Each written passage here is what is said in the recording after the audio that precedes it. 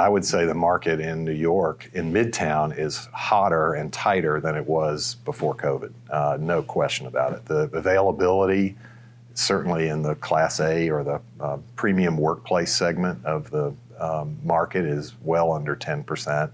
And rents, I'd say the rents in our portfolio have grown. Market rents are probably over 10% in the last year at least. So Owen, what's BXP learning right now about what modern office tenants value the most?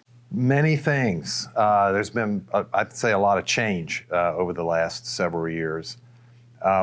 Basically, what tenants are trying to do, our clients are trying to do, is get their employees to want to come back to the office as opposed to having mandates.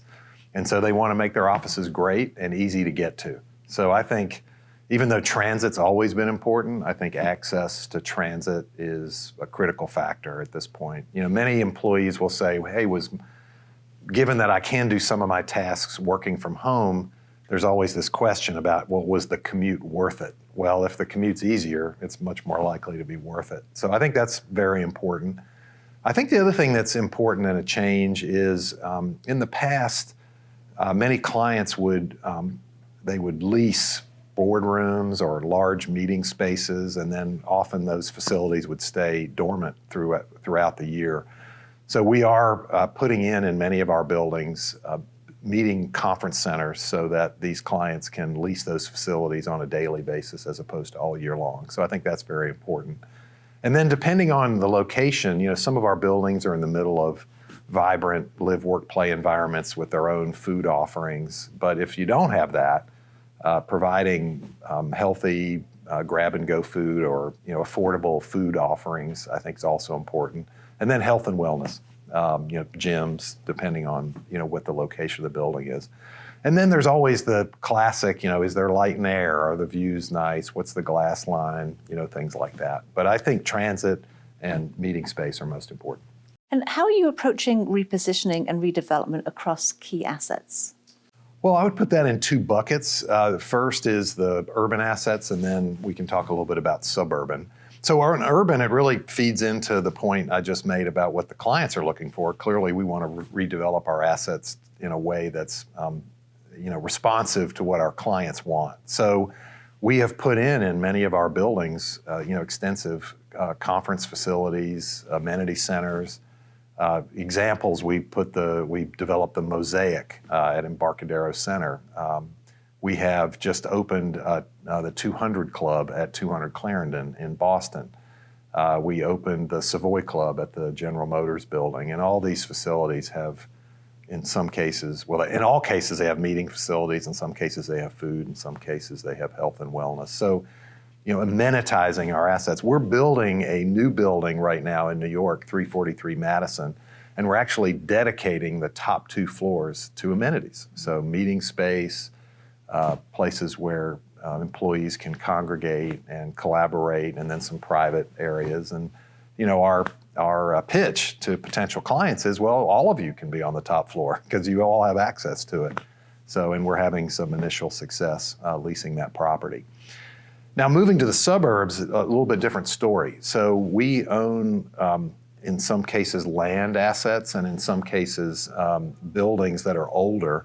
And what we're finding is many of the communities that we're in are in need of more residential housing. You know, this is a national trend. And so what we've been able to do with many of the jurisdictions that we operate, we've been able to achieve residential entitlements for these assets. And then we're either selling the land to townhome developers, or in some cases we're capitalizing new apartment projects and staying in as the developer and a partial owner.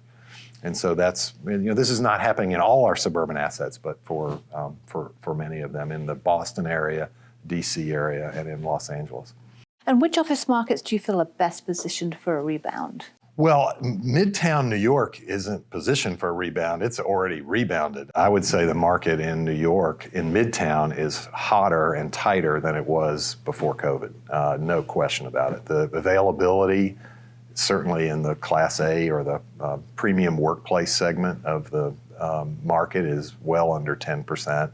And rents, I'd say the rents in our portfolio have grown. Market rents are probably over 10% in the last year, at least.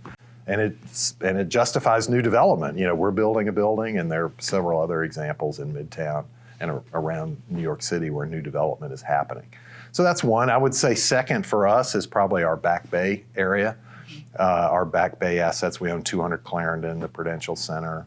We're close to full. So there's very little availability. Rents are starting to escalate. We have a development site in the Back Bay at 171 Dartmouth that I think increasingly is becoming viable. We haven't launched that yet, but that I think is something that's going to be viable in the next 3 to 5 years. So that would be next. And then the other place where we're seeing a lot of market strength is in Reston Town Center. We're 95% plus or minus leased at Reston Town Center. There are a number of government contractors, primarily defense contractors, that are growing in that market, some of which we can't accommodate their growth. And Reston is very well positioned relative to the Northern Virginia market for all the reasons I just outlined. You know, it's a city, it's a live, work, play environment. It has retail, it's got food and other entertainment offerings, and it achieves a much higher occupancy and much higher rents than the surrounding area. So what's the key office sector trend that you expect to emerge in 2026, especially for Class A urban assets like those in your portfolio? Well, Sarah, I think a couple of things I would mention. First, I think there's more economic justification for development in certain of our markets. I mean, if you look at office development in the nation, it's dropped off considerably.